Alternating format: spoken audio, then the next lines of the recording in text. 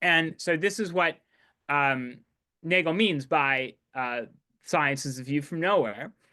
And it's very possible that that enters some really sort of deep, potentially metaphysical incompleteness, like within the scientific worldview, which is something I spend a lot of the time on. But to sort of get back to this like cultural question, you know, from if science is the view from nowhere, then I think, you know, literature and the arts is like the view from somewhere. And Perfect. and that's that duality of, you know, it's like oftentimes I really think that people both on the humanities side often sort of dismiss science in some ways, and then people on the science side often sort of dismiss humanities, right? Like there's this notion that you know, the arts, literature, etc., sort of hasn't really like evolved in the same way that science has. And I think that historically that's actually wrong, in that we clearly have a much better understanding now of what it is like to be a human being. And I think a great deal of that understanding has come from advances in the arts. A seguir, uma conversa com o Dr. Erik Hoel. O Dr. Erik Hoel é um neurocientista norte-americano, autor de livros de ficção e não ficção, renomado neurofilósofo, especialista em filosofia da cognição, filosofia da consciência e cognição, estudioso da mente e do cérebro, combinando metodologia e conceitos da neurociência com a filosofia da mente, na busca por respostas sobre a natureza da consciência, da mente e processos mentais. Erik Hoel é conhecido pelo seu trabalho científico e académico de pesquisa e respectivas contribuições e desenvolvimento da Integrated Information Theory. A teoria oferece a abordagem mais popular e formal que existe na neurociência de hoje em dia sobre a natureza da consciência fenomenal e das experiências subjetivas.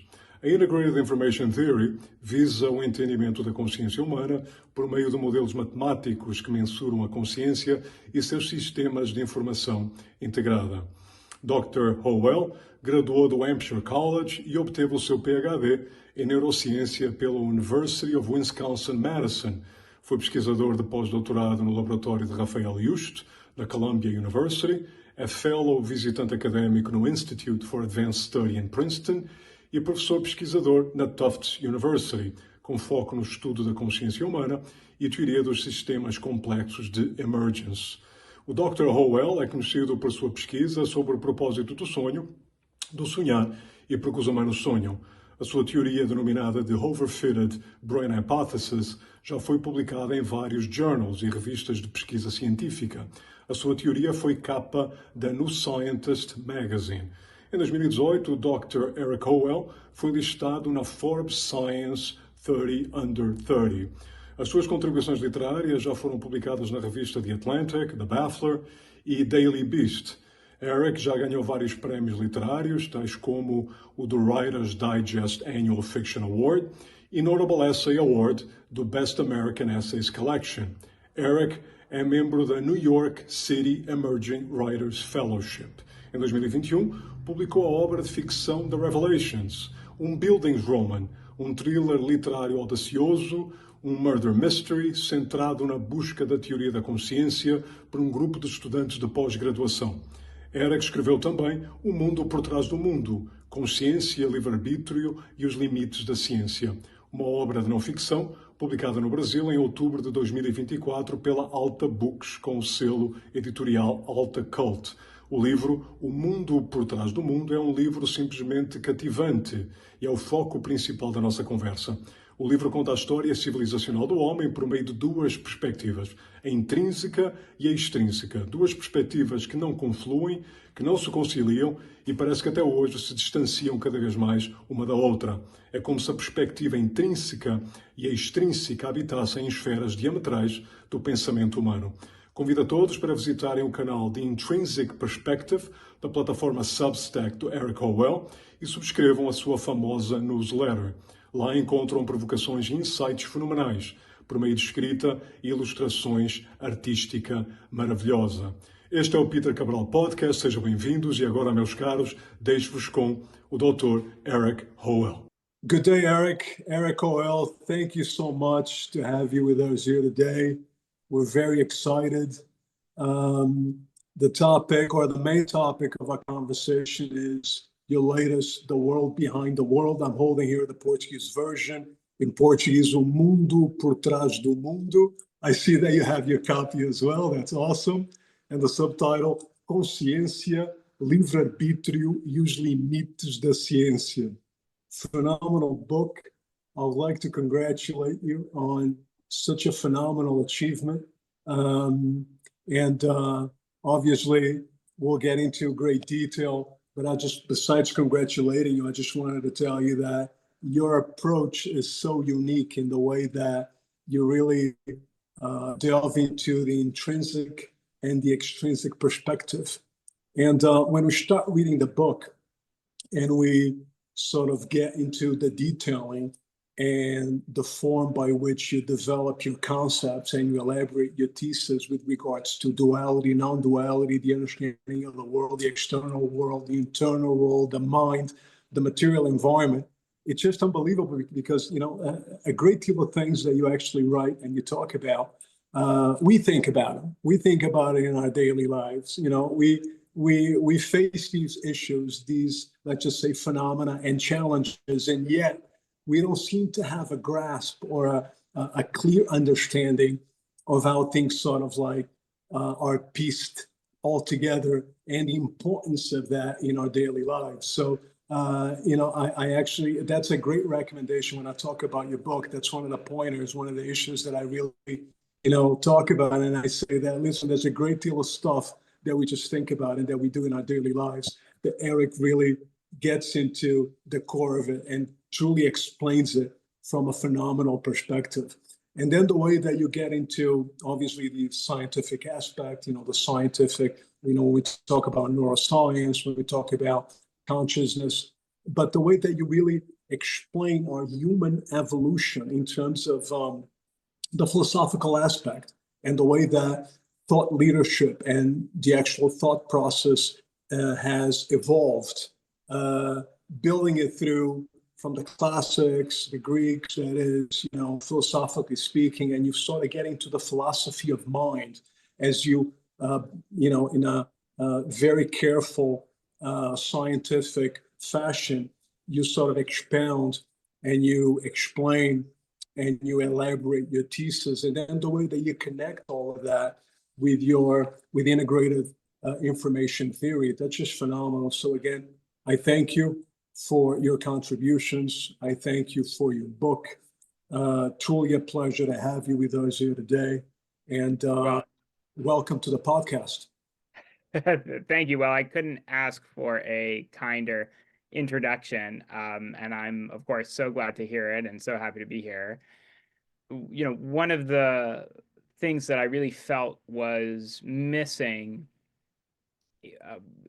kind of both within the broader culture, but then also within the research community, was trying to place the contemporary search or hunt for a scientific theory of consciousness, a way to understand how it is that subjectivity can arise from the objective events of, neurons puffing chemicals at one another, within a broad historical context of the fact that these questions have sort of been with us, from the beginning. And, I sort of indulge in a little bit of amateur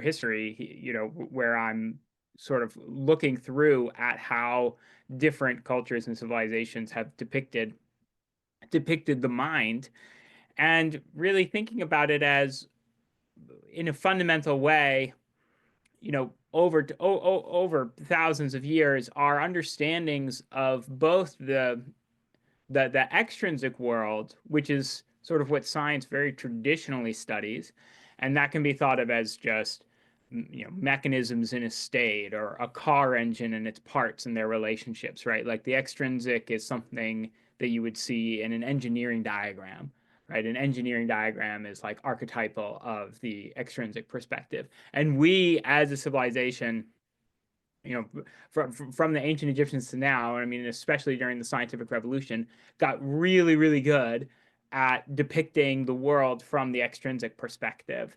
And that sort of has been the core of science.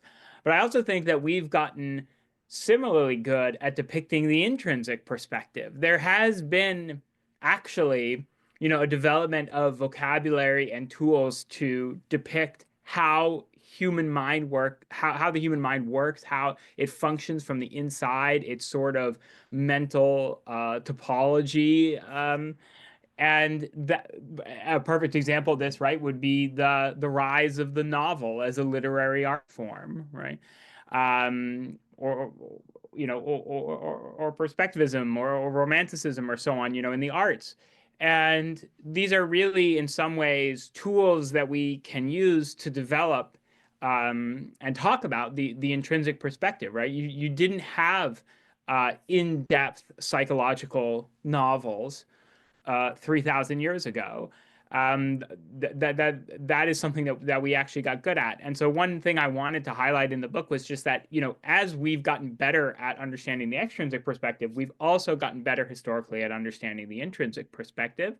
And then, interestingly enough, and sort of where my background comes in, is that, well, where those two meet is the contemporary search for a scientific theory of consciousness. Which Wonderful. is, I think, by the way, one of the most interesting ongoing scientific questions. There's a very deep sense in which the scientific world cannot be said to be anywhere near complete when you have such an obvious and daily, experience phenomenon, which is still, essentially completely unknown. And, this isn't just sort of, woo or some sort of mystical spiritual question. There's very practical scientific questions that are very much unanswered. And like a simple example would be, right now there is no lawful way to look at a brain state and understand what someone is experiencing. There is no lawful theory within neuroscience that lets you tells you how to do that. It's all correlations. So even if you are the most sort of hard-nosed, skeptical person, I still think that this hole clearly exists because, for instance, we still have wake-ups during anesthesia, which will probably happen more than anyone would like, where people who are supposed to be under anesthesia actually regain consciousness during surgery. And of course, that's terrible because you don't want someone to be conscious during surgery. And yet there's no really objective way by which we can measure that, right? And there's all sorts of, practical, sort of really obvious and inarguable gaps in science right now from just not having a theory of consciousness. Indeed. That was just to plug, talking a little bit about your last sentence there, or your very last thought with regards to, there's so much to map with regards to the mind and the way that the mind maps the world. You actually get into this in the book. The mind maps the world in such a dynamic fashion that it's just so difficult for the mind or any sort of measurement procedure to keep up with that mapping. So you talk about representational drift, actually, and how that impacts correlations and studies and statistical analysis and so forth. Is that correct? Yeah, so I think there's two types of drift, actually, now that you mention it. I never put that together. There's two types of drift I talk about. Maybe I just like the word in the book. But one is like representational drift, wherein, some of the more recent findings, the entire story of neuroscience from my time in it, because I have a PhD in neuroscience, the entire story of the last 20 years has been essentially, can be summed up as, things are more complex and dynamic than we thought. And this is this continual, discovery. And then a great example of that is this notion of, okay, are the neural regions that represent a certain thing, are they fixed? And it turns out that no, they sort of drift like clouds across the brain. And that seems, really quite problematic for a lot of contemporary neuroscience. And this is what I mean by, when you don't have a theory of consciousness, you're sort of just stuck looking at these correlations of like, okay, the neural activity over here is correlating, and then a month later it's drifted around, and now over here it's correlating. What on earth exactly does that mean? And then there's also the notion that I talk about a little bit in the book, which I dub extrinsic drift, which is just that as sort of more from the perspective of history and culture, which is something I'm sort of always interested in and write about. You know, what media you use as a culture often can be one way that you sort of define and understand minds themselves, right? So I really think, I mean, I think I throw this out in the book as a hypothesis for how our understanding of consciousness and how it's reflected in media can change even how we think about ourselves and so on. And that's that, you know, if you've noticed now, you know, everything in psychology, there's a huge amount of talk about trauma and past life events and so on.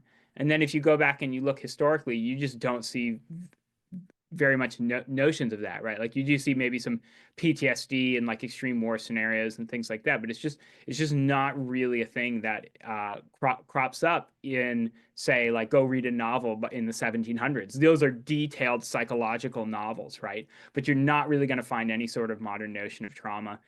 And I really think that one reason for that is that if you try to explain minds by past events, that's very doable with television. So, right, if I do a TV show and I want to explain someone's behavior, I show something that happened to them in the past because that's something I can film, right? And I draw this distinction between extrinsic and intrinsic media. And an intrinsic media would be like a book, like a novel, where you have just direct access to characters' thoughts and so on. And so you don't sort of need to depict the scene in order to explain something, right? I mean, even in literature now, right, people use flashbacks, right, all the time. Why do they use flashbacks all the time? Because that's what people do in movies. And they have to do that in movies because they can't show someone's emotions directly. They can't refer to their emotions or their memories or anything like that directly. And so that I call extrinsic drift, which is this notion that, you know, for example, here, like Freud, you know, would be like the best thing that ever happened to television because it was saying that all your, you know, sort of psychological states and your stream of consciousness and so on is sort of attributable to these various sort of like arcane previous experiences. And, you know, that fits perfectly for the medium of television. But I actually think it makes for sort of poor novels. And, you know, you can go back and you can read, you know, Herman Melville will just sort of have none of that. Right. And his descriptions of characters' inner lives are, I think, probably a lot more true than contemporary novelists because he's so much less interested by, less influenced by media, and then different media have different limitations when it comes to how they discuss consciousness. Indeed. Great comment. Great analogies as well and examples. I want to get into the whole literary thing again, just delve into that a little bit more. But let's unpack the intrinsic and the extrinsic, you know, and I want to connect, for example, Thomas Nagel's comment. You actually mentioned that in the book as well, where he says that, you know, the extrinsic view from a scientific perspective or material science perspective, it's a vision from nowhere to nowhere, particularly because in my understanding, and you get into great detail in the book, sort of relates to what you just said, you know, we're lacking that mental state, that stream of consciousness that William James then later, that William James talked about, which later influenced some of the realism literature and certainly Eliot, for example, Middlemarch, and other guys that followed, such as, you know, even prior Jane Austen, but other guys that followed, such as Proust and so forth. Would you like to talk a little bit about that? Well, I love Nagel's expression there, right? Of science. He's sort of contrasting science and consciousness, and that this is the interplay that I'm, you know, interested in the book. And he's contrasting science with consciousness by saying science is the view from nowhere. It's like what the universe is from some sort of perspectiveless view. And if you think about it, it's a little bit paradoxical, right? I mean, let's give like a little hypothetical thought experiment here, right? Like imagine you somehow have access to some sort of simulation of the universe that's perfect, right, in all its aspect, and it's all the physical laws and so on, right? And you could sort of look at this, right, this full extrinsic perspective on the universe of every little atom, everything, right? Of course, that includes yourself in there, right? And now here's a piece of information that's missing when you look at the simulation. Which one of the people is you, right? It's like when you're at the mall, right, and you are lost, and you go and you find the map of the mall. There's the little "You are here" sign, right? Right. Okay, so where's that in the full map of the physical universe for you, right? That information doesn't seem to be there, right? It seems like that information got stripped out somewhere. You could deduce which one you are, right? You could sort of look at your simulation and zoom in and say, okay, I'm the one who, is sitting at this location, right? And I know this from looking around and so on. But it seems as if there's like some sort of really fundamental information that's been stripped. It's like the mall sign, but now the "You are here" signs have all been stripped away, right? You're just left with the map, right? And there's no "You are here." And so this is what Nagel means by science is a view from nowhere. And it's very possible that enters some really sort of deep, potentially metaphysical incompleteness, like within the scientific worldview, which is something I spend a lot of the time on. But to sort of get back to this like cultural question, from if science is the view from nowhere, then I think literature and the arts is like the view from somewhere, and Perfect. and that's that duality of it's like oftentimes I really think that people both on the humanities side often sort of dismiss science in some ways, and then people on the science side often sort of dismiss humanities, right? Like there's this notion that the arts, literature, etc., sort of hasn't really like evolved in the same way that science has. And I think that historically that's actually wrong, in that we clearly have a much better understanding now of what it is like to be a human being. And I think a great deal of that understanding has come from advances in the arts, right? Like people developing the psychological novel, people developing ways to paint that aren't just about describing exactly the scene in some sort of objective sense, but describing it in like a subjective sense and so on. And so I think that there's sort of been this matching development, right, where we're getting better at the intrinsic perspective and we're getting better at the extrinsic perspective. But the funny thing is that they keep sort of growing further and further apart as you get better at them. Correct. Perfect. And that's exactly what I wanted to get into. I have that view as well. And your book, sort of positions and explains things in a way where we arrive to those conclusions. We actually see exactly that. The reader sees exactly that. We see the differences. There's a chasm in between. And you're actually getting to, you have a whole section, the ascension of romance, and you actually are novel, and you're getting to the importance of novel and the intrinsic, and how that sort of connects. The intrinsic connects with love, and love connects with man, and vice versa. So, is it now getting to that metaphysical aspect that you mentioned in your, just mentioned in your conversation? We're talking about love as a unifying element or sentiment. We're talking about consciousness. We're talking about the intrinsic.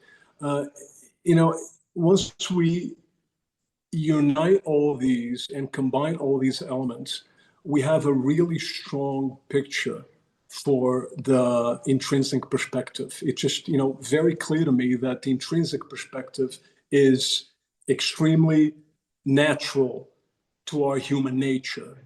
And yet we seem to separate the two and yet science seems to separate the two. I want to get into that also. You talked about how Galileo, got into that at the early stage, but do you see it in that way? Whereas the intrinsic is more correlated with mankind at its core in our human. Does the intrinsic define our human nature better than the extrinsic? What's your view particularly on that?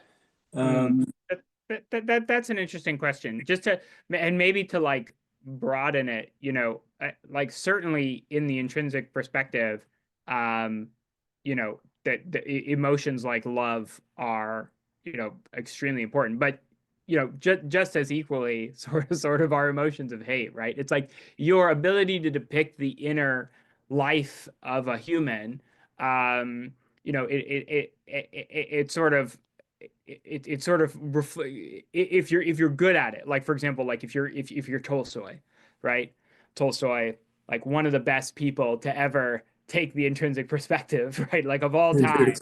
And if you can do that, then you can sort of see inside people to a degree and see how they function to a degree. And some of that's like very pleasant, and some of that's like very very unpleasant. And but there's huge advantages of taking that perspective. We talked a little bit about the differences between media, but just to give like a very clear example, I think it's in the we'll pick something very modern, and maybe not so highbrow, like in Harry Potter, right? In Harry Potter, there's one of the things that make the series so good is that Harry goes through teenagehood, and during teenagehood, he's like a little bit mean. And, he gets angry a bit easily. He begins to distrust some of the figures like Dumbledore for like not telling him one. And it's really like well done because, of course, he's like a 15-year-old boy, and 15-year-old boys are not, just all, sunshine and roses. And that's done like very, very well in the books. And it's not done as well in the movies. There's like a little bit of it, but the reason why they can't be done as well in the movies is that it relies entirely on like Harry's outbursts and, the actors acting for you to have that mental insight. They can't just talk like J.K. Rowling can just talk about how Harry feels about Dumbledore, right? And the director of, Harry Potter and the Deathly Hallows or whatever has to show it, right? It's like, then he has to have Harry Potter kick a chair, or do something like that so we can get some minimal insight into the complexities of his emotional development. And this is like the main problem with film as a medium. And it's that does not to say that film is a worse medium. It's just less intrinsic, right? It's more extrinsic, right? So you can do things with film you can't do with a novel, right? You can have beautiful scenes, right? Like you can activate the senses in ways you can't do with a novel and so on. But the novel has the intrinsic perspective, which is sort of this wonderful tool.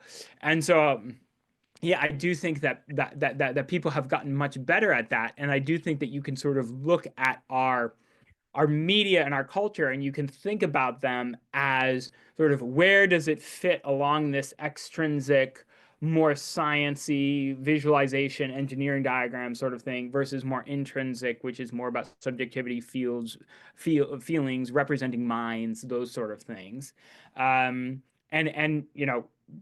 tracking out the history of those was like one of the things I was very, interested in the book, especially because I think the more you think about the history of them, the more you see how sort of far apart they are. And then it does help explain in a way why a science of consciousness is so difficult, because you sort of have to bend these two very different perspectives on the universe and make them touch at some point. Correct indeed. That's exactly what I was talking about before. And it's just when we read your book, we actually, we see that. So congratulations for exposing that and really revealing that to us and allowing the reader to really explore and question certain things and find certain comfort also in the answers that he sort of, arrives to or discerns. as a result of reading your book. There's a particular line in your book that you say, and we're still talking about novels, and I just think it's so important to plug this in and to just sort of get your thoughts on this. Whereas you say that novels address or resolve what philosophers call or name as being the problem of other minds, or the other mind's problem. And I would like, that's very apropos with what, we just talked about. It's sort of like a segue what we just talked about. And I also wanted to bring a thought of Schopenhauer, concerning reading and readers, whereas he says that, reading is important, obviously, he defended that. And he said that when one reads, when a reader actually experiences a book, he starts thinking through the writer's head, or it starts thinking through someone else's head or mental state. I think that's very much apropos what we just talked about. Would you like to comment on that? Yeah, it's something that there's actually like a little academic discipline in the 70s of people noticing this that I talk a little bit about there in the book, but it really never drew like popular attention. And I like one way to think about it again is just to like give some examples would be let's see, if you were writing the TV show Mad Men, right? If you were writing it as a novel, you could have all sorts of sort of internal thoughts from Don Draper and so on. But if you're doing it as a TV show, you sort of are set at a distance, from Don. And I think in some ways, and then this is what I mean by, it's not so much that novels are better than film, but as that they just make use of very different tools. That works very well, right, for the show Mad Men, right? Because being sort of aloof from Don and wondering what he's really thinking about and so on is like so much of the drama of the show, and it's because they're sort of accurately making use of the fact that they want to do something psychological, but they are are set in this sort of like more aloof standoff-ish position from it. And so I think like the best media sort of make use of the powers that are unique to that media, right? Like you want a video game to do things that only a video games could do, right? Like a video game, for example, the thing that makes video games unique are their agency, right? So right, with a novel it's the intrinsic perspective, with television it's their extrinsic visual perspective, and then with the video game it's the agency. And so like you want successful examples of the media to sort of like embrace that and work with it. Beautifully put. So still on novels, reading novels is reading minds by Palmer. You cite Palmer in your book. How do I connect that particular thought? Again, we're sort of massaging this concept of the intrinsic and how it relates to novels and artistic creative processes. How do I connect that with theory of mind, Premack's and Woodruff's theory of mind? Yeah, I think like the problem that I had and why I really preferred the term intrinsic perspective and tried to sort of like use it and popularize it throughout the book is that theory of mind is often used in ways that are very, very particular to experiments about theory of mind. And these are things like, if I leave candy in a drawer, right, and then they'll do these tests with kids that are like, psychologists will do these tests where it's like I leave candy in a drawer in front of another kid, and then they ask like, okay, now this kid is going to search for the candy. Where is he gonna look first, right? And they won't be responsive based off of whether or not the child knows if the candy is very there or so on. I'm butchering a little bit like the exact experimental setups of these, but it's like very much about used in the academic literature to refer to like people's beliefs. And I think, you know, if you look more broadly at like the intrinsic perspective and just think about it as like our understanding of human consciousness, how to express that, how to articulate from introspection, those sort of things, I think that novels are probably like the epitome, like basically as good as it gets. And that's because in a novel, everything is flattened to language, right? So it's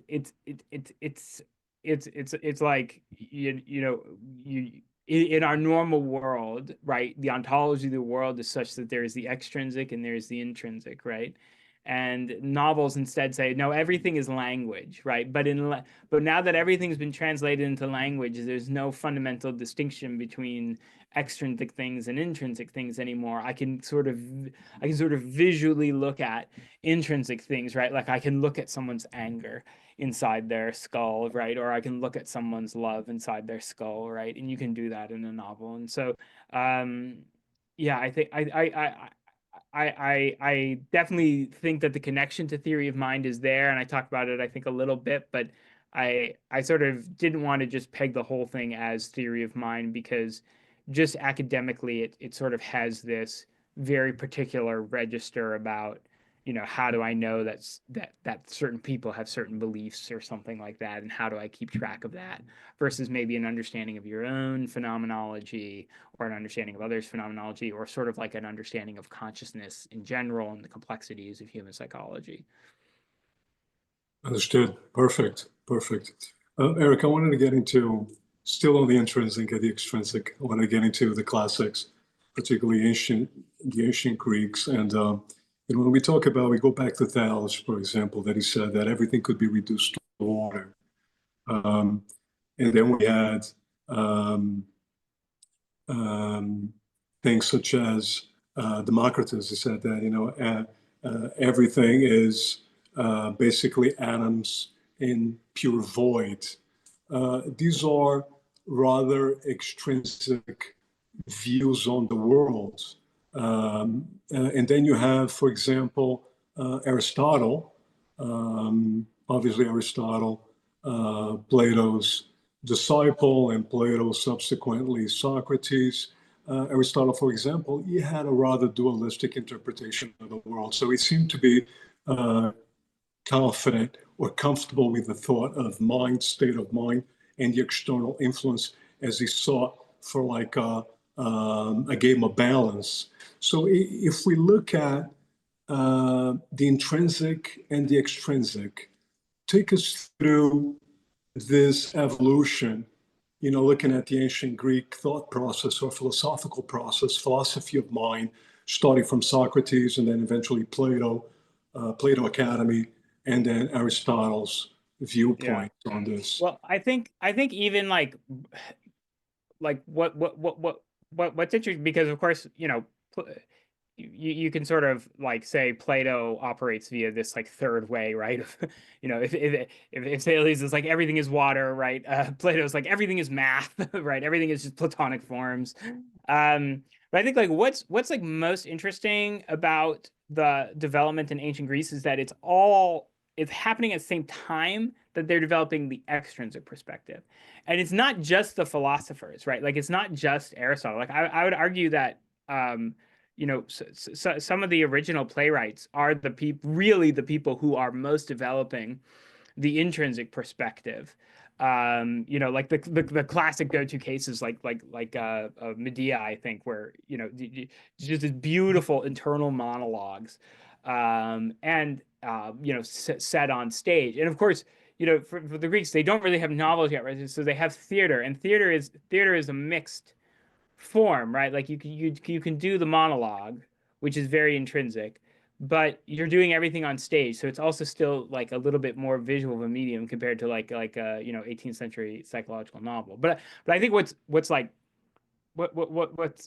most fascinating is that, you know, if you compare, and this is something that Julian Jaynes, another consciousness researcher, and a lot of this book is sort of inspired by this very quirky approach that Julian Jaynes took back in the 70s, called The Origins, in a book called The Origins of Consciousness and the Breakdown of the Bicameral Mind. And in it, he argues that, you know, early on in the ancient Greeks, you really have very little mental ease. You have very little apparent understanding of consciousness. And then it sort of begins to like crop up more and more in the art, right? And then, you know, what I think is very interesting is that if you think about that as the development of this intrinsic perspective, then the same places, like historically, where we think of as, oh, this is where science got started, this is where philosophy got started, right? It's also sort of where the tools to describe the intrinsic perspective get started too, right? So like there's this like huge like rise in this like in this like hotbed of all the different you know, takes on both the extrinsic and the intrinsic, and they're happening at the same time, and philosophers are debating about them and so on. And then they both, I really think, you know, you may have sort of seen this historical argument that, you know, there was no dark age after the fall of the Roman Empire, right? And the Romans sort of inherit a lot of the literature and so on from the Greeks. You know, extremely literate society, a well-developed intrinsic perspective in terms of their journals and diaries and things like that we have.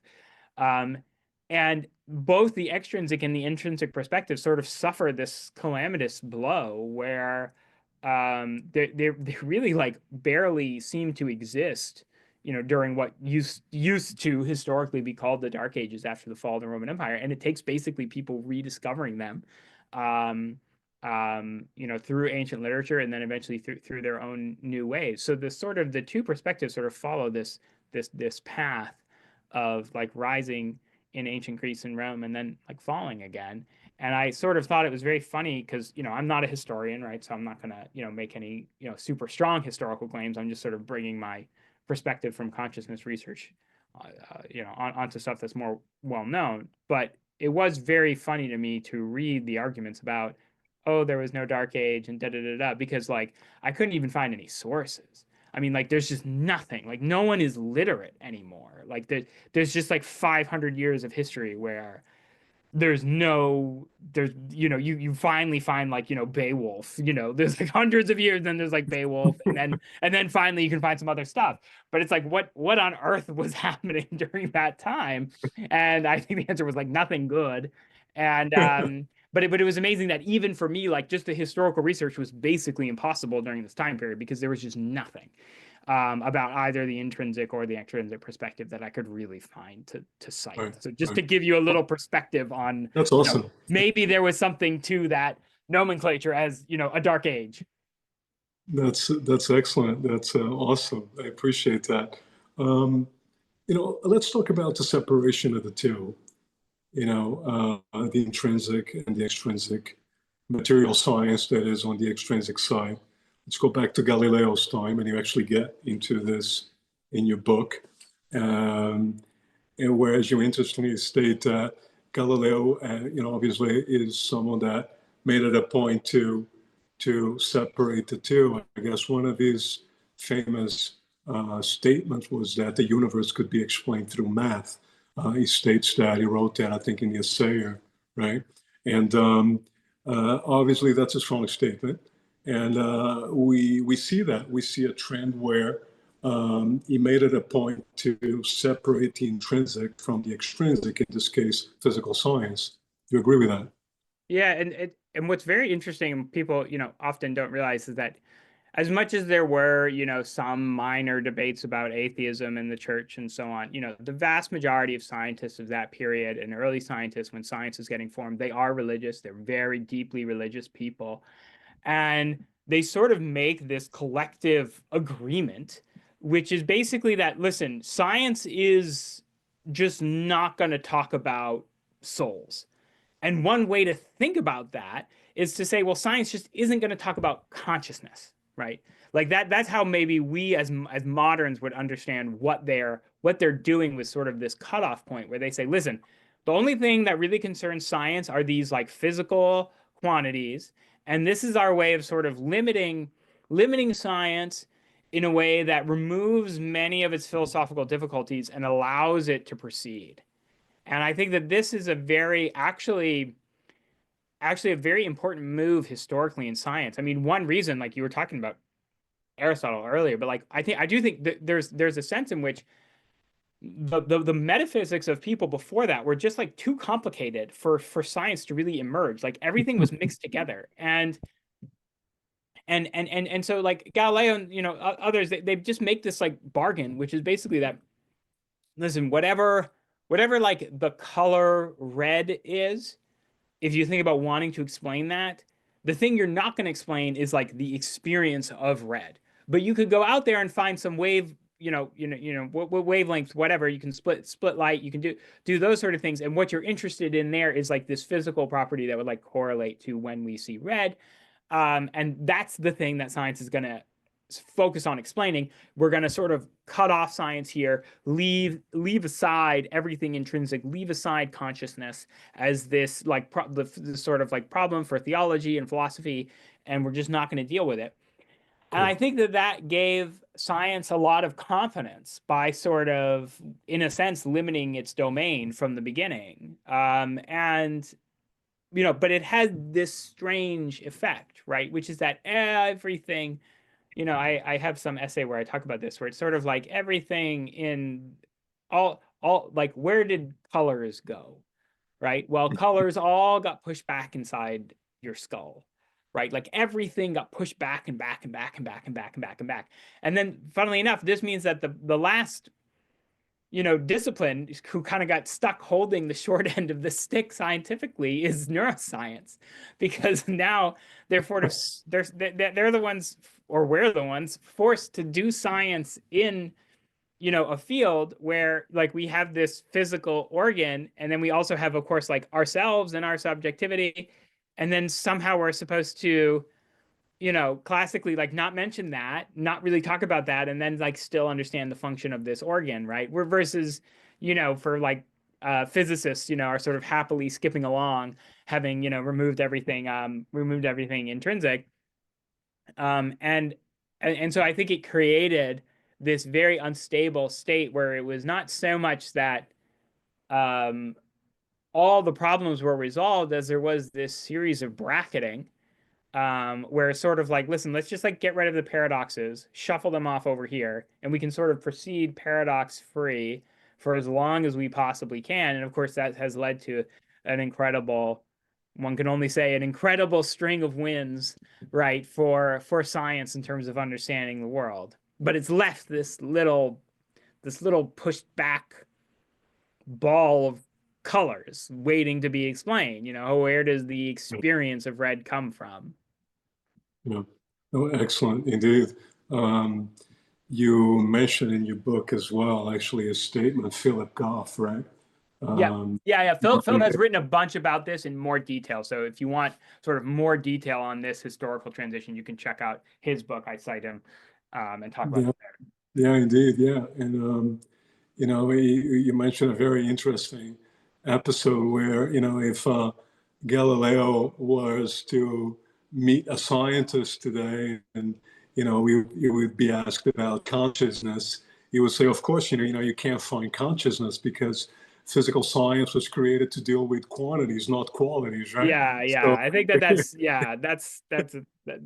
that's sort of like Philip's like thought experiment, I think. Where it's this, why would you possibly think you could explain that, right? Exactly. And that would be so funny for us, right? Because we would think of him as this, very original, scientist. But I do think that's right. That's probably what he was saying. That's interesting. So talking about quality, right? So qualities or qualia. Let's talk about qualia. These are intrinsic, characteristics, and indeed they're different from sciences or physical science or Galileo's. At the time, his focus was to measure size, form, position, movement. So we're talking about a completely different set of things from the mechanical foundation, let's just say, behind science. So when we talk about qualia, and quality obviously was very important to the work of William James, and I think that the intrinsic development of consciousness, and also there's some, I think Charles Peirce coined the term qualia, I believe. Could you talk a little bit about qualia qualia rather, qualities, the intrinsic perspective, and how does that connect with modern days neuroscience? Well, I think the funny thing is that it doesn't connect that much right now, at least not in like a lawful way, right? So this is so qualia is basically a shorthand for this ineffable aspect of consciousness that science finds so troubling. I don't always love using qualia. I usually just stick with consciousness most of the time because I think it's developed, just similarly to theory of mind, it's developed in academia, like analytic philosophy. They mean something like very specific when talking about qualia, versus like someone, from outside might mean something a bit more general. So sometimes I just use the term subjectivity. But yeah, the idea is that there's this property that's shared by all your conscious experiences, right? And that property is that your conscious experiences have like a qualitative aspect to them. In the sense of, you can sort of make it very simple of, when I say, red, right? Presumably I have some sort of conscious experience of seeing red because I'm presented with red. If you took like a very simple artificial neural network, like we're not even talking about ChatGPT, right? We're just talking about stuff that, you can train with like 100 neurons, artificial neurons or whatever, to do like color discrimination tasks. And you showed it an image of red and it printed out via a printer the word red. Very presumably, it wouldn't be having some sort of rich internal subjective experience where it feels like it's looking at, red. And again, some people might say, well, what about like very smart AIs and so on? It's like, but for this thought experiment, it's not a very smart AI, right? It's like, 20 artificial, neuronal units stimulated together. Like it seems very unlikely that it seems very possible to imagine that when it is detecting red and printing out the word red, it is not having this subjective quality of seeing red. It's just sort of like functionally going about its workings. And so I think that that's probably like one of the better ways to broadly think about what's unique and difficult to consciousness. And I think that if you look at modern neuroscience is, in my opinion, quite a mess.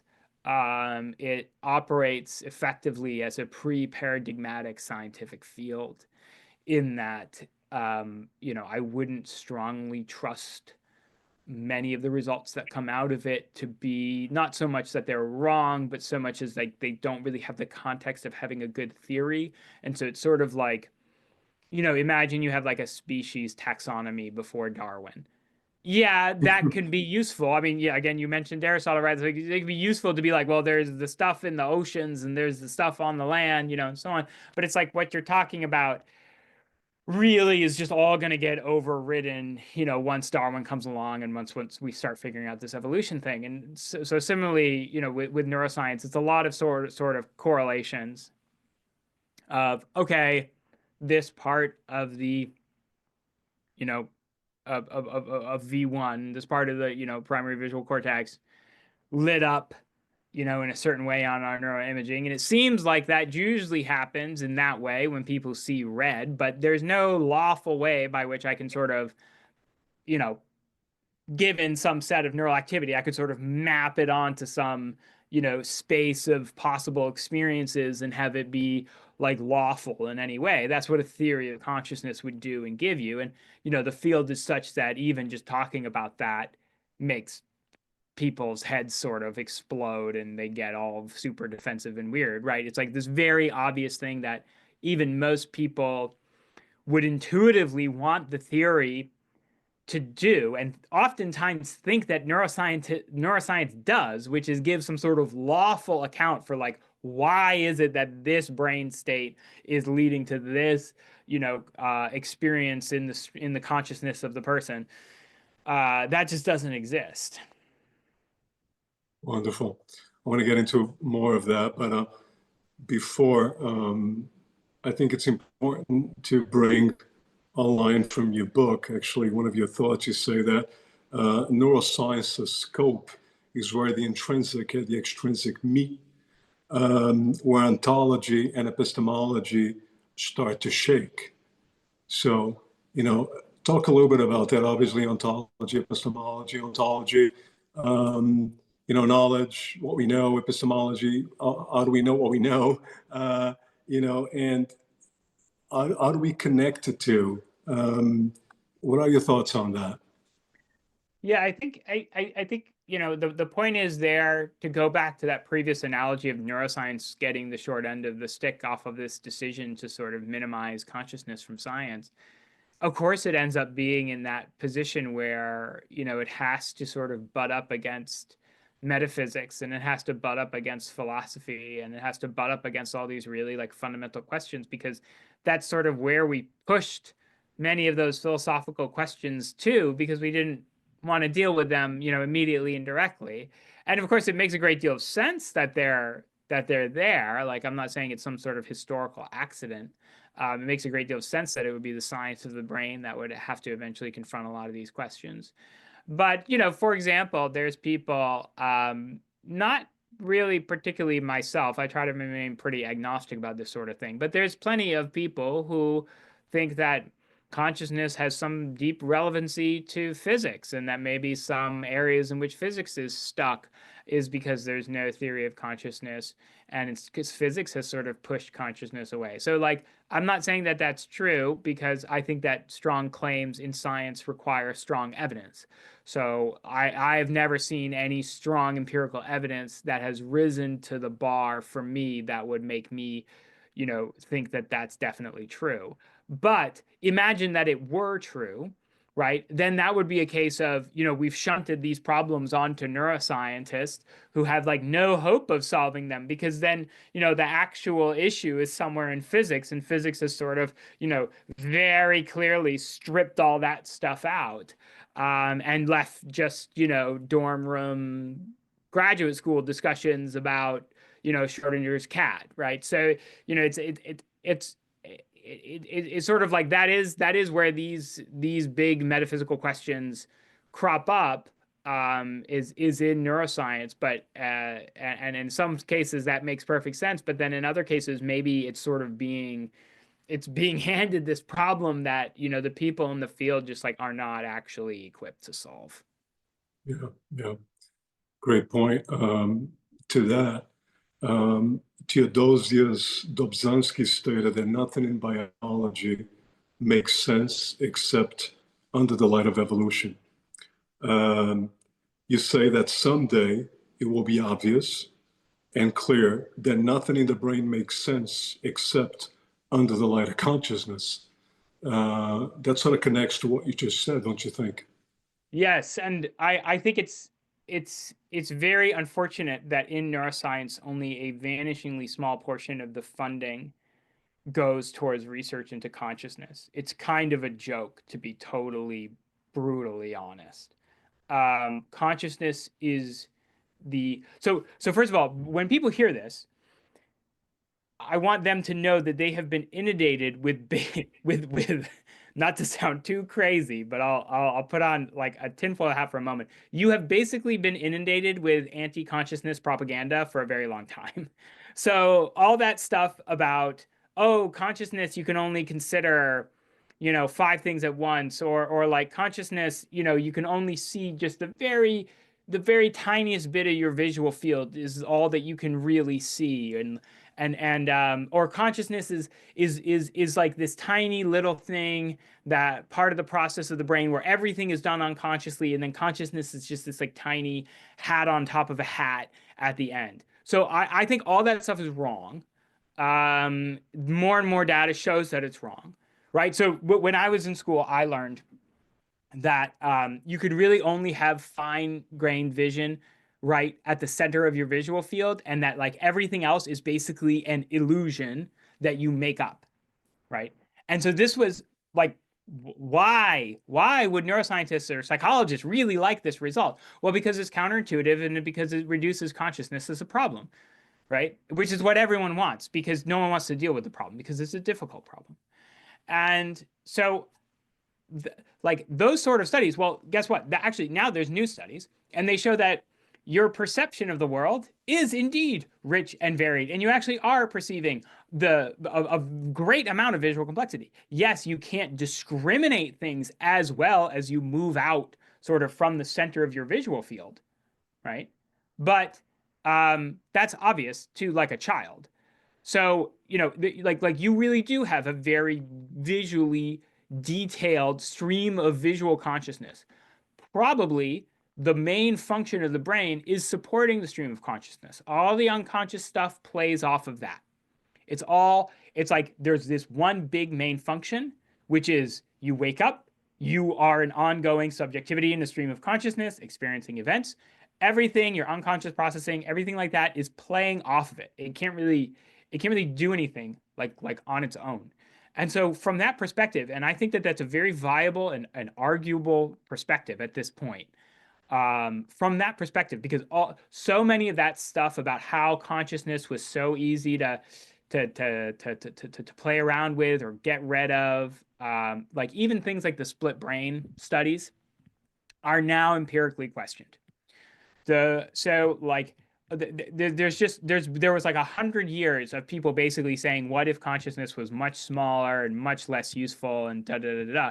But then everyone's daily life is basically just entirely driven by your stream of consciousness and what actions you're deciding to take in your stream of consciousness and the emotions in your stream of consciousness and so on, right? Like just from a daily life perspective or introspective account, you're not proceeding unconsciously like a zombie. All your unconscious processes are sort of the slaves to what your consciousness is doing. And I think that that's now a very viable perspective on the brain. And if that's true, then that means that the central function of the organ is to promote and maintain a stream of consciousness. And that's the thing that makes us agential. And that's the thing that our intelligence is sort of built around. And our unconscious processes are built around that. And then if that's true, then you have this organ where the main function, consciousness, is something that no one even wants to talk about, and doesn't receive any funding, and that sort of it doesn't really make sense much to talk about the brain outside of that. And yet most of neuroscience is sort of this weird pantomime where you're talking about the brain, but outside of its main function, right? So it'd sort of be like, I have to go out and talk about life, but I can't talk about evolution, right? And it's just like, well, what kind of science would you have? And the answer is, well, you wouldn't have a very good science. Wonderful example. It's a great explanation, Erik. So in an attempt to, let's just say, understand the intrinsic, while reading your book, it just seems inevitable that neuroscience must explain the mind and must explain consciousness. Is that right? I mean, I think you can go for a long time as a pre-paradigmatic scientific field, unfortunately. I do think I for one think that these questions, when I started my career, questions around consciousness were considered, extremely sort of arcane academically. That is, they were, first of all, even then, then there was even less funding. Like at least now, sometimes there are papers. The people in the field have done a good job driving that subfield of neuroscience forward. So you will now sometimes find a paper in Nature talking directly about consciousness, right? You will sometimes find that, which is wonderful. That's wonderful progress. But I think there's not too much time left, because AI has sort of made some of these questions extremely front and center in a way that I certainly did not expect in my lifetime. Wherein these questions of what makes us unique as a human, what will AI's capabilities be, how can we distinguish, between, are we treating, even just within the perspective of, for the AIs themselves, are we absolutely 100% sure that ChatGPT, there's nothing it's like to be ChatGPT? I think we sort of hope that we are, and I think there probably is nothing it's like to be ChatGPT. So I'm not advocating for some extreme view here. I'm just saying that anyone making that judgment is not making that judgment off of a set lawful scientific theory. They're making that judgment off of some sort of like intuition about, no way, ChatGPT is not. And then as these things get better, they're going to get better and more agential and more, capable of talking about their own sort of internal processes and so on. And so then there's the other side of, there's going to be plenty of people who are going to want to grant ChatGPT consciousness, and then maybe who shouldn't. And then you have no lawful scientific theory to point them towards saying, no, it's not either. So these questions, to me, neuroscience was sort of, in a way, harmlessly lagging behind the other sciences for many decades. And now it's not harmless anymore. It's front and center to a lot of extremely important cultural questions at like a global scale. And, so that's one of the reasons why I think I've become, you may have noticed, from this interview, I've become a lot more sort of openly calling for the fact that this is a really big open scientific question that needs to be solved. We can't just sort of say, oh, they've had their shot, and we can't be, afraid to call out the fact that, a field just is not working. It's not providing the one thing we need from it right now. And so I personally think that needs to change. Indeed. No, yeah, that's something that we can really understand while reading your book. It's these challenges and the current state of neuroscience, and some of the challenges are obviously looking ahead. You actually used a metaphor, Borges' metaphor, the garden of forking paths. And neuroscience is sort of, association exacerbated even with correlation, statistics, and the fact that at times it just feels like neuroscience is trying to hit a non-existing target. So the question is, what's the future, for neuroscience? What's actually the next step? You mentioned possibly, the necessity to build a grand theory that explains the intrinsic, that explains consciousness. Do you see that as the next frontier for neuroscience in of academic development? Yeah, absolutely. I mean, I think it sort of has to be. But that gardens of forking path thing, that's been applied to, just in general, psychology has had this replication problem, right, for a very long time. But I think that the garden forking paths of neuroscience is like even worse in some ways, because you have so many more sort of ways to tweak the methodological dials. Right now, I do think, people in academia have been doing a good job on pushing consciousness, but there are like forces, there are like internal wars, that people don't really know about or see, where people say like, stop getting too ambitious talking about consciousness. We're just going to keep, putting people in fMRI scanners and talking about how like, oh, now this region lit up. Oh, now this region lit up. There's an entire debate. I think it's coming out in Nature this month, or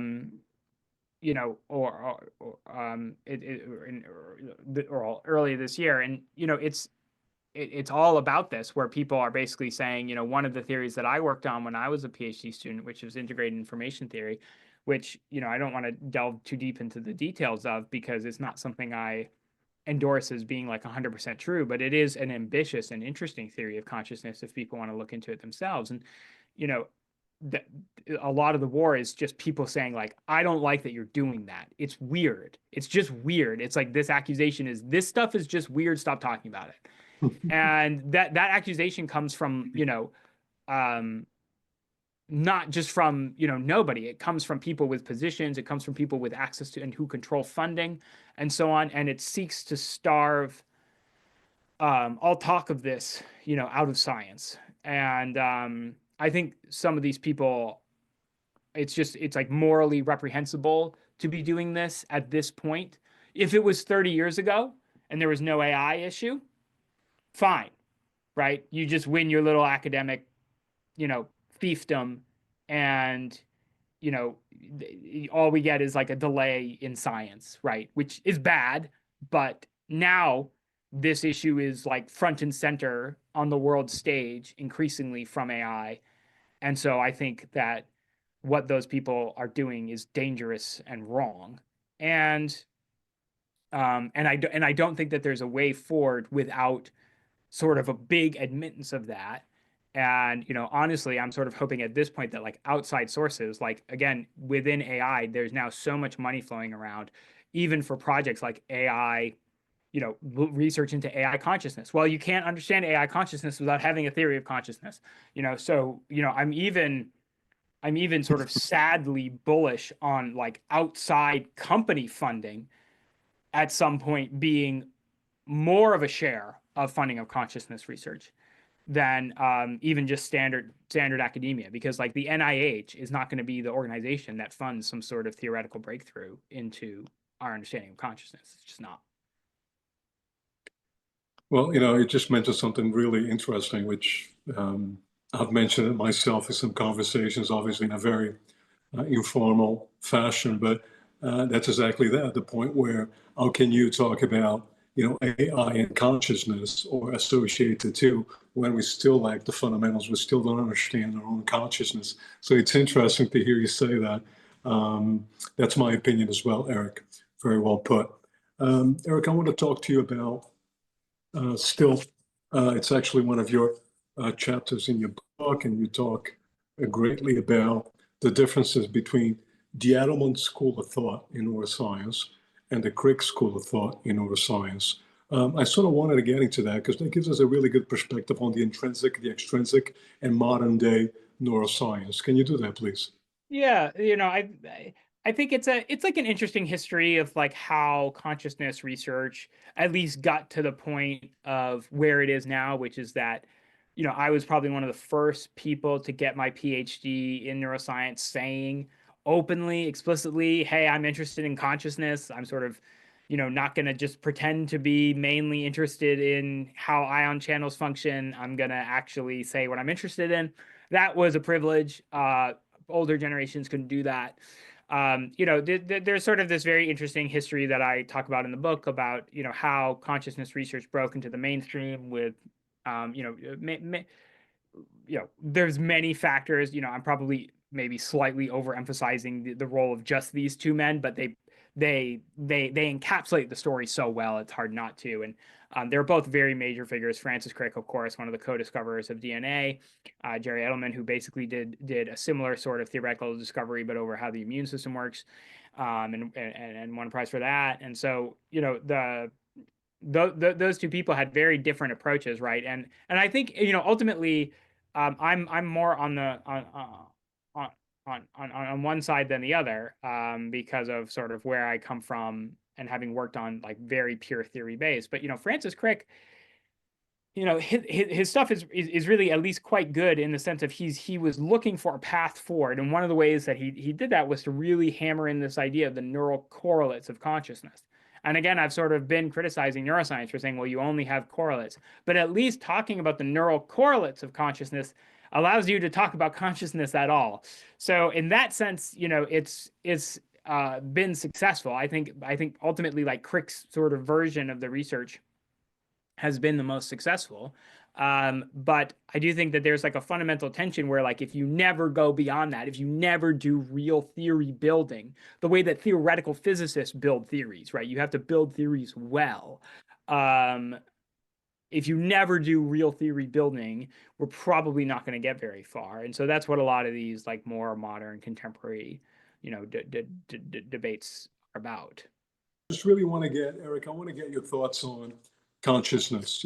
Can you define consciousness? I read, in your book, you talk about Alexander's dictum, and you talk about the causing agency aspect of consciousness. We also have, we talked about Thomas Nagel in the early, part of our conversation, whereas, everyone read or heard about the essay, What Is It Like to Be a Bat? And obviously the conclusion is you can't really understand what is it like to be a bat, because, you know, one is not a bat. So only if you're a bat, you can actually understand the consciousness aspect of being a bat. But he associates consciousness in a very simplistic fashion. He associates it with the experience. So concerning Alexander's dictum and the experience sort of expression of subject and object, how would you define consciousness from an intrinsic standpoint? Yeah, well, I think that there's a couple, there's certainly like a couple ways to go about it, right? One could do it more philosophically. So one could talk about, you know, qualia, which we mentioned before. One could talk about, you know, this more general notion of what is it like to be. One could talk about subjectivity. I also think that there's an aspect of it which gets ignored more so because people immediately dive in to give like philosophical definitions, right, instead of just like practical ones. And this is sort of more like the definitions of the kind that William James gave. And so it's like talking about consciousness from a psychological perspective. And, you know, William James has a very famous metaphor, and it's one I'm, you know, very fond of, which is the stream of consciousness. And, you know, the idea is that you are continuously experiencing this stream of consciousness. You're sort of like this, you know, this entity, this self experiencing all these things. And this is the stream of consciousness that I think is, you know, the main function of the brain.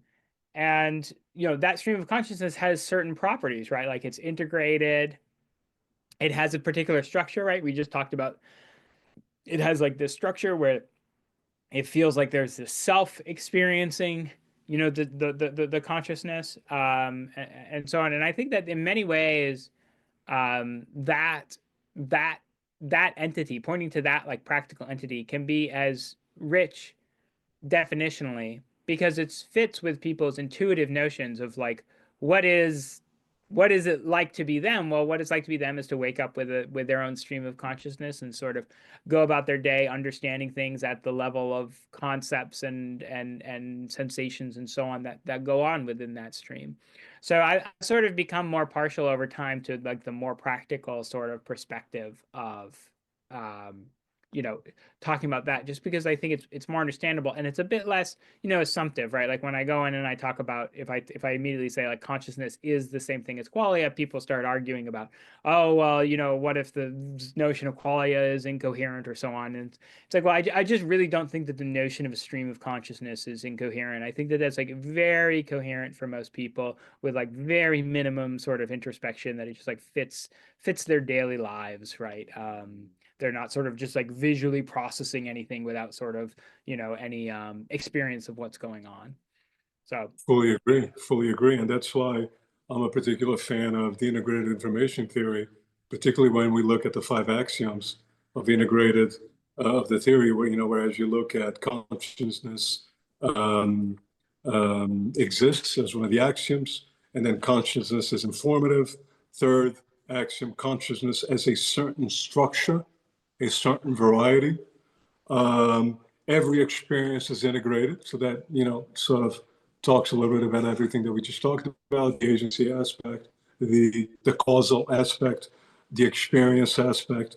And then the 5th axiom, consciousness is permanent. So that's sort of like that stream, that fluidity, that constant experience that we're having, and that really defines us as humans. Yeah, well, that's why, you know, it's like that's ultimately why I named, you know, my blog where I write at the intrinsic perspective, is because I think, you know, every part of the human story has taken place in many ways through the intrinsic perspective and through this stream of consciousness, which has these qualities and this particular structure, and it's like a structure shared by everybody. Indeed.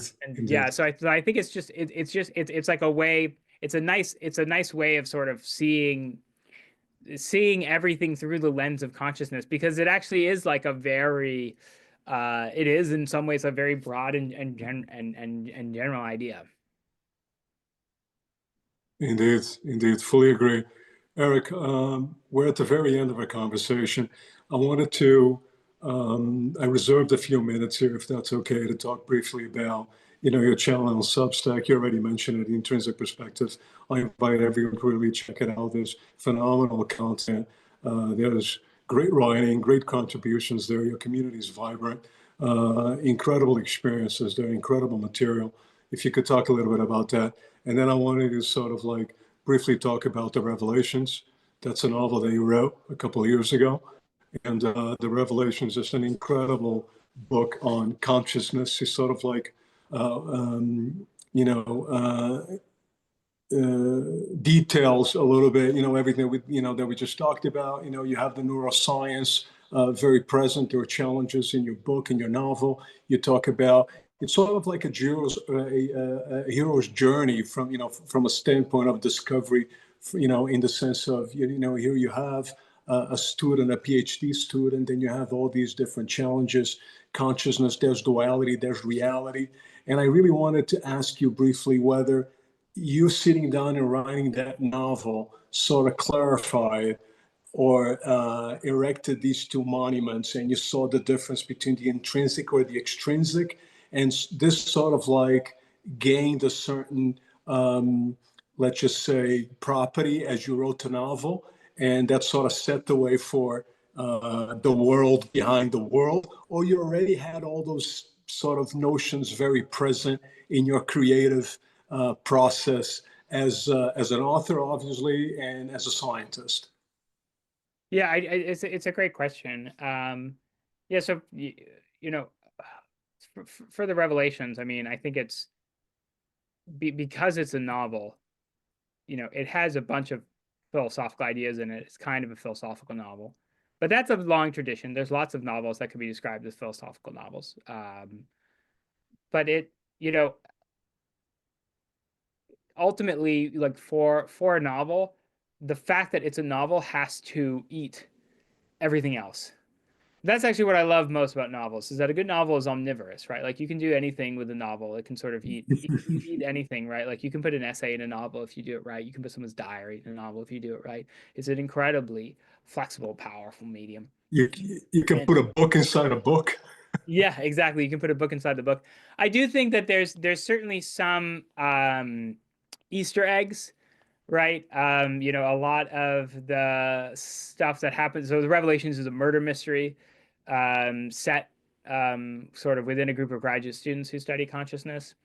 And I think that there's certain aspects of unknowability or incompleteness that do haunt that novel that make it maybe operate a little bit less like a normal murder mystery and a little bit more like an intellectual sort of mystery as well. And there's a lot of play about what kind of book, which of those is actually sort of more important in the book, like what, and in that sense, it's sort of like a hero's anti-journey in some sense. And I do think like both fundamentally are like a little bit different expressions of the same thing. But you just can't. I think like one reason is that I find it a little bit more difficult to talk about is that when you do a novel, you can't analyze it too much.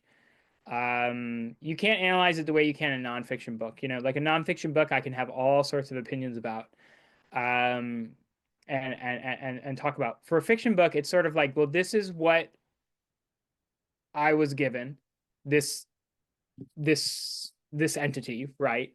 And this is what came to me, and I think it means something important. But if I start to like break down exactly all the parts of what it means, then it just becomes like more lifeless to me. I think like it's sort of like a bit beyond that, that I still think about, I still get messages from people occasionally saying like, I somehow found this book. It's like the best book I've ever read. It absolutely changed my life. Thank you. And I still think that in some ways, like that book I'm still sort of like amazed by it because it really felt like it came kind of from beyond. And so that's why it's it definitely has a ton of relations to the world behind the world in that sense.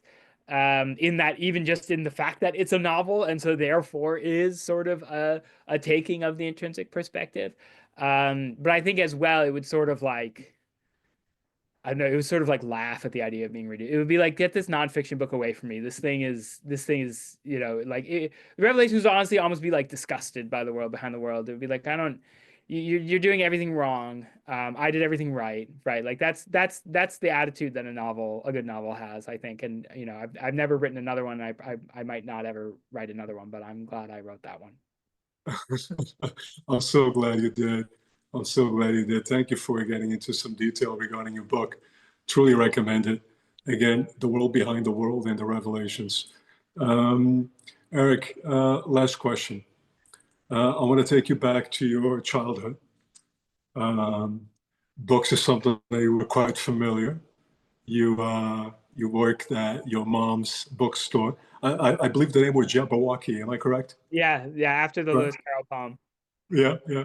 So, there you were, hundreds, thousands of books, meeting hundreds, thousands of folks, and you talked about books and fiction and novels. And my last question is, what is it that defines the perfect book, the perfect novel, the perfect nonfiction, whatever kind of book? What is it that defines the perfect book for Erik Hoel? I think it's such a good question. And no one's ever asked me what I think a perfect book is. Maybe I'll just sort of retreat to the answer I gave. I mean, I think for nonfiction, well, I think like what books I like are books that feel like, I'll tell you what I don't like. There's wonderful nonfiction books out there that are sort of like complete in and of themselves. And so it's like, oh, you're interested in this, and then you read it, and there you go. You've now read this thing, and the knowledge is self-contained within that book, and now you're finished with it. And there's so many nonfiction authors, like science popularizers and so on, who do that sort of book, and they do it really, really well. I can't stand that kind of book. I have very little interest in it. I think the best books are more like a little wormhole, and maybe even the author themselves has bitten off more than they can chew, and they themselves couldn't even really tell you exactly where the book ends and where it begins. And it's not like this like pat thing. I mean, even for this nonfiction book, like I get in trouble with all my editors and stuff because they're like, what is this book what is this book about? And I'm like, well, it starts in ancient Greece, and then we have a whole chapter about phenomenology, and then there's going to be a chapter about causation, and then there's going to be and it's they have no context. It's not that I think it's so wild. I think there's other authors who do this, and they're some of my favorite authors. And then I feel the exact same way, but even more so about nonfiction. I mean, about fiction, right? Like I think a good novel should be like omnivorous in the sense of like it can sort of do anything. And then the most important thing to me is that a book should be necessary. I think like if it deserves space on a shelf, it should be absolutely necessary. I have no patience for the people who are writing 20 fiction books. You don't have 20 fiction books in you. Nobody does. You have 3 and you're rewriting them 7 times. And so like for me, I think I'll probably write 2 more novels, and then I'll die, and that'll be it. So I think I'll get 2 more, and then I'll just have my 3, and I'll spare everyone the other 17. Erik, great answers. Truly looking forward to your next creation, whether that's fiction or nonfiction. You mentioned novels. Very much excited. And that's it. We did it. I'm so happy to host you and to have you on our show. What a wonderful conversation this was. Truly, thank you. Wish you the best, much success, and really wanted to have you flying. Any thoughts anything they want to share with us. And these are really your closing thoughts. So again, thank you so much. Truly appreciate your time, sir. No, thank you so much, Peter. It's been a true joy. This was wonderful. Thank you. Para fechamento e reflexão, gostaria de vos deixar com algumas informações. Atualmente, segundo o Banco Mundial e o Ministério da Ciência, Tecnologia e Inovação, o índice de investimento do Brasil é de aproximadamente 1,2% do seu PIB em pesquisa e desenvolvimento. O mesmo índice passa dos 4% nos casos de Israel e Coreia do Sul, e mais de 2% na China, Alemanha e Austrália. O Banco Interamericano de Desenvolvimento, segundo dados da Unesco, informa que o Brasil, com investimento de 1,2% em pesquisa, é o país da América Latina que mais investe, seguido da Argentina e da Costa Rica, com 0,6%, México e Chile com 0,5%, Colômbia com 0,3%, Bolívia 0,2% e Panamá e Paraguai com 0,1%. Para o mesmo período, segundo a Agência Federal Norte-Americana, a United States National Science Foundation, 3% do PIB americano foi investido em pesquisa e desenvolvimento. Em 2022, esse percentual de investimento intensificou para 3,4% do PIB. Voltando para o Brasil, é importante informar que neste momento encontra-se em trâmite legislativo e análise na Comissão de Constituição, Justiça e Cidadania uma proposta de emenda constitucional de iniciativa do senador astronauta Marcos Pontes, que visa o aumento gradual de investimento da União em ciência, tecnologia e inovação até atingir em 2033 o mínimo de 2,5% do PIB. Dados de 2025, segundo a Agência Brasil, nos últimos 2 anos, o governo federal aumentou o aporte de recursos do Fundo Nacional de Desenvolvimento Científico e Tecnológico, a principal fonte de financiamento em pesquisa e desenvolvimento no Brasil. Para este ano, o valor está estimado em 14,6 bilhões de reais, quase 3 vezes acima do gasto de 2022, que foi de 5,52 bilhões. Isto de acordo com dados da FINEP, a financiadora de estudos e projetos, empresa estatal de fomento à ciência, tecnologia e inovação e gestora do Fundo Nacional de Desenvolvimento Científico e Tecnológico. Os recursos do fundo são distribuídos em 14 fundos setoriais e financiam projetos estratégicos, como, por exemplo, o Plano Brasileiro de Inteligência Artificial, que prevê investimento de 23 bilhões até 2028. Vou deixar-vos também com algumas provocações de pensadores influentes sobre a consciência fenomenal. Erwin Schrödinger, físico teórico austríaco, disse: a consciência não pode ser explicada em termos físicos, mas a consciência é absolutamente fundamental. Max Planck, físico teórico alemão, considerado como o pai da teoria quântica, disse: considero a consciência fundamental. Considero a matéria como derivada da consciência. Thomas Nagel, filósofo americano, no seu famoso artigo Como é Ser um Morcego, argumenta: um organismo vivencia estados mentais conscientes apenas se houver uma experiência presente do que é de fato ser esse organismo. Ian McGilchrist, renomado psiquiatra, neurocientista e filósofo britânico, sugere que a consciência fenomenal é fundamental. Um primitivo ontológico, irredutível, existe antes da linguagem e do pensamento.